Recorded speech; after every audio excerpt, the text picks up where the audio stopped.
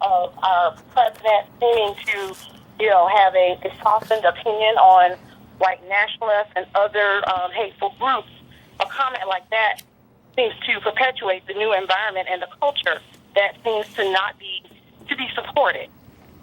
So what I'm asking from you is, would you be able to give an apology to the African American community for making a comment like that? And what are your actions that you are doing to address the concerns of African Americans in your district? Well, thank you for participating, being on the line. Number one, to your first statement, I don't believe that everyone who calls in or comes to town hall is a paid disruptor. I think there has been clearly an intent by groups out there to do that. But that doesn't mean that everyone is.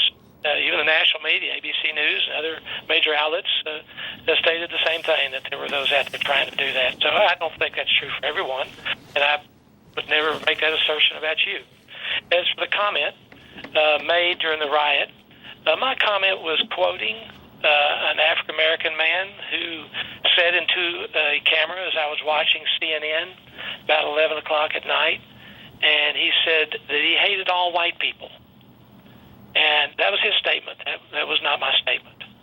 And you can go back and look at the real CNN.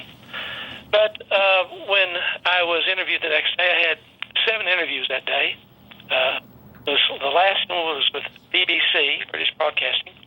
And they asked me, they said, why are these African-American people, why are they so angry? Why are they so mad? And I said, well, look at their eyes. They're hurt.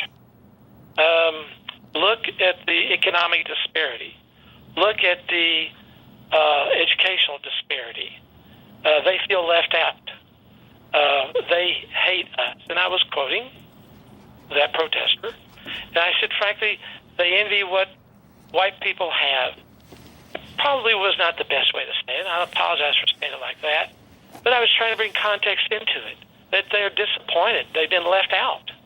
And my interest has been, and it has been for 30 years, I've been enormously engaged in the African-American community.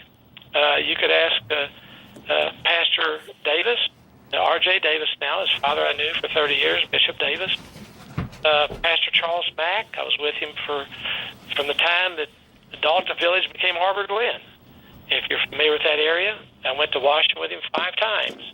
Flew up there to build a center, and then we ended up taking down that whole drug-infested neighborhood and building a new one.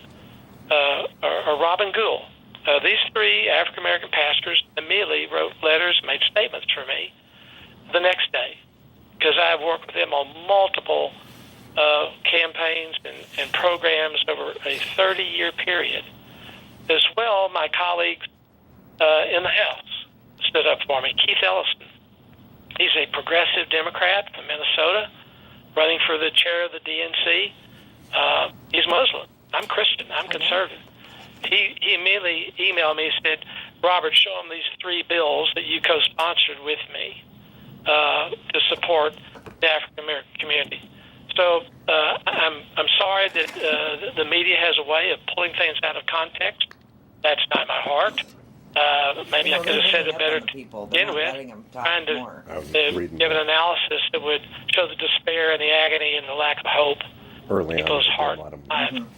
But that's what I've worked for many, many years to try to support, and I'll continue to do that. Thank you, Congressman.